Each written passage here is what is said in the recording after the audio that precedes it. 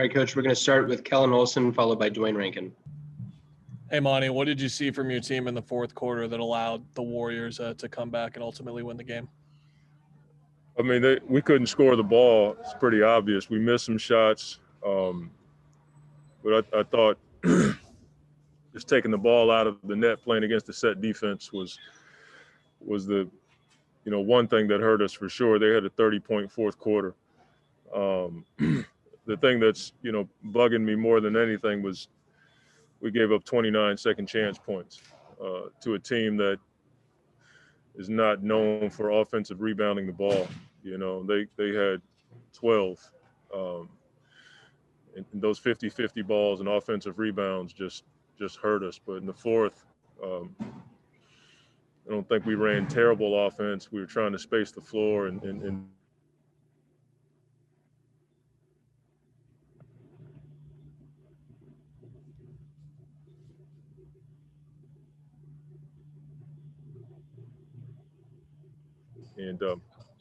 and then they found guys who made threes. We did a really good job on Curry, but Wiggins had one of those nights, and he's a pretty good player. To that point on Steph, you must have liked the execution there in terms of limiting him and restricting him. But with the offensive rebounds and the second chance points, did you like the effort after that to sort of recover and get to your spots? No, that plagued us all night long. I thought we did a really good job in the first and second action for them defensively against them. It was the third and fourth action. They were finding guys on the backside or slipping to the basket or attacking the paint. That's where we had a number of breakdowns tonight. Next is Dwayne Rankin and then Mark McClune. Coach, you talked about getting off to a good start, and you guys did that. Was it concerning though that you guys shot 60% in the first half and was hot from three, but the margin wasn't wider considering Curry didn't have the kind of first half that he normally has? He only had 4 points. No, I'll say it again. The offensive rebounding and 50-50 balls, we couldn't come up with them, and that gave them extra possessions. We shot a good percentage, but they still scored. They had 29 first and second quarter, So as much as we scored and the percentages were great, we weren't able to, take advantage of that, coming up with those balls and on the other end getting stops. We took Curry out, but Wiggins, had his way with us tonight. Quick follow on Aiden, and again, you and I have talked about the numbers don't fully reflect what he does on the game, but just your assessment of him tonight. I got to watch the film. I mean, if you look at the numbers, I don't want to make a declaration about his game there, but that's an advantage for us, and we got to do a better job of utilizing him and taking advantage of that. Next up is Mark McClune, followed by Cameron Cox. Hey, Monty, as far as just the last two games go, what are the kind of biggest takeaways from the intensity level that you can take with you into the postseason? We got to be able to navigate and be comfortable in these environments, and we haven't done it consistently. The game was going our way. We were picking them apart in the first half, and then there was some chirping and some silliness going on, and it seemed to change. And we have to be able to stay steady and keep doing what we're doing, because I thought we were not in total control of the game, but I thought the momentum was in our favor until those moments. And so that's happened to us a number of times this year, and that's what the playoffs are going to be like. We have time for three more. Next is Cameron Cox with 12 News, and then Gina Mizell. Hey, Monty, after the last game, you said, a team was sending you guys a message. Would you say this is another one of those games where a team sent you guys a message? I think everybody's trying to send a message, because we're playing teams that we could possibly play in the playoffs. And all of these guys have experience that we don't have, and so our guys are learning, how it's going to be. And I think it's going to be even more intense as we go forward. So I'm not quite sure if tonight was that kind of game, but it was an intense game, and that's how it's going to be. Final two are Gina Mizell and Maria Vidal. Hey, Monty, to kind of stay on that point, for those of us who aren't in the building and certainly not on the floor, it's just when you guys do talk about just the increased intensity or just what kind of changes in these types of games, like what are the biggest things that you can point out that you're like, this is maybe it's not quite a playoff series, but this does feel different than a quote unquote normal regular season game? The physicality for sure, and teams are playing extremely hard. I thought there was way too many possessions tonight in transition where we didn't sprint and turn. There was some jogging out there, and that's unacceptable. That's not how we play. We gave up threes. We gave up a ton of attacks to the basket just in transition alone. And a lot of that was just effort. And we've never been a team that's been outworked. And I saw a little bit of that tonight. And every possession is so important in all of these games as we get ready for the playoffs. But the playoffs, for sure, you can't take possessions off. You got to get back no matter what's going on the offensive end, whether it's you feel like it was a missed call or you slip and fall down. The ability to get back and do what we've done all year has to be a priority. Final question is Maria Vidal from Puerto Rico.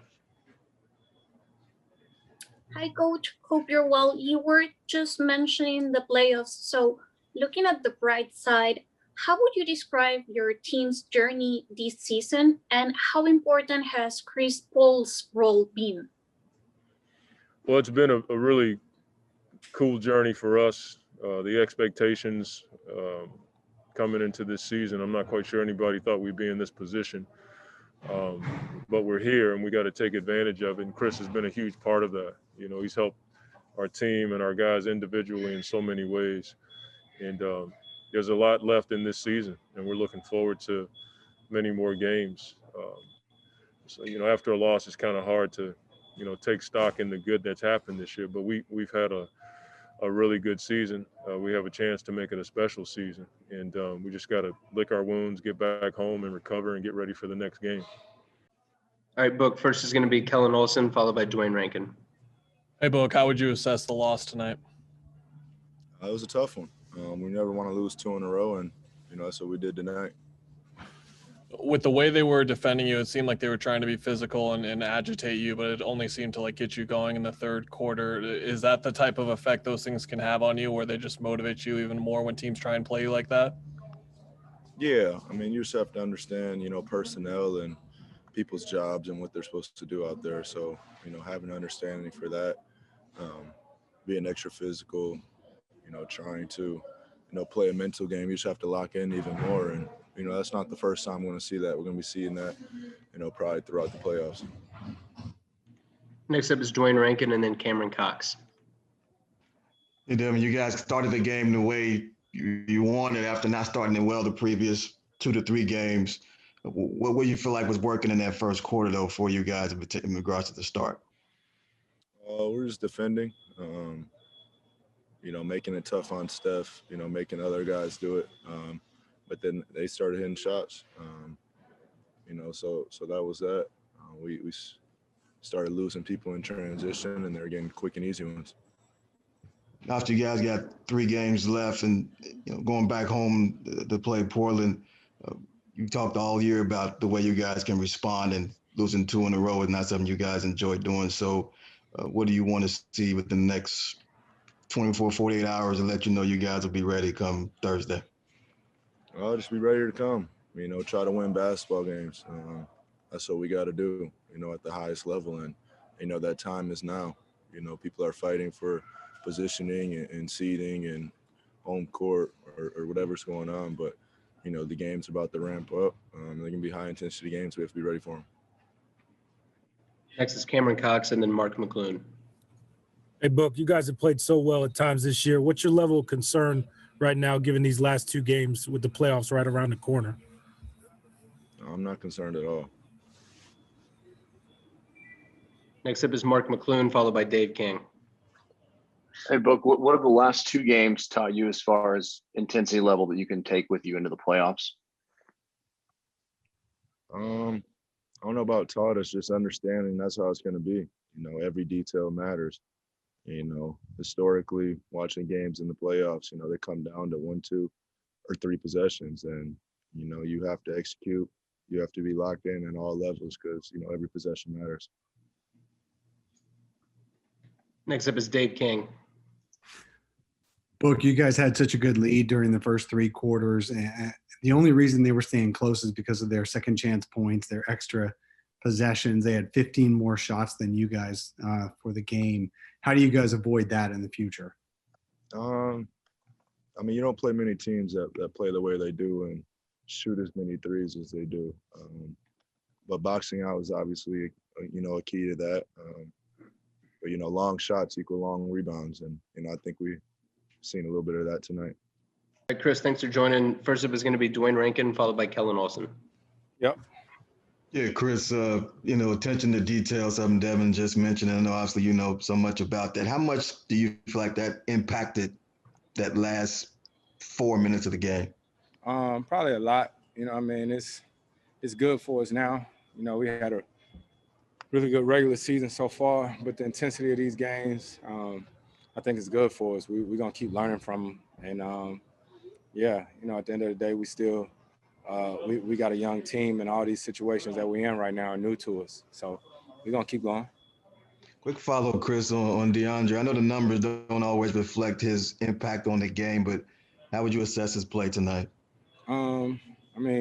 DA was out there. It's tough, being put in all those ball screens and stuff and we got to try to find him earlier and stuff. It's tough when you're playing against teams that sort of know what you're going to do, but everything is building. That's all we're doing. Thanks, Chris. No problem. Got time for a few more. Next up is Kellen Olson with Arizona Sports, and then Gina Mizell.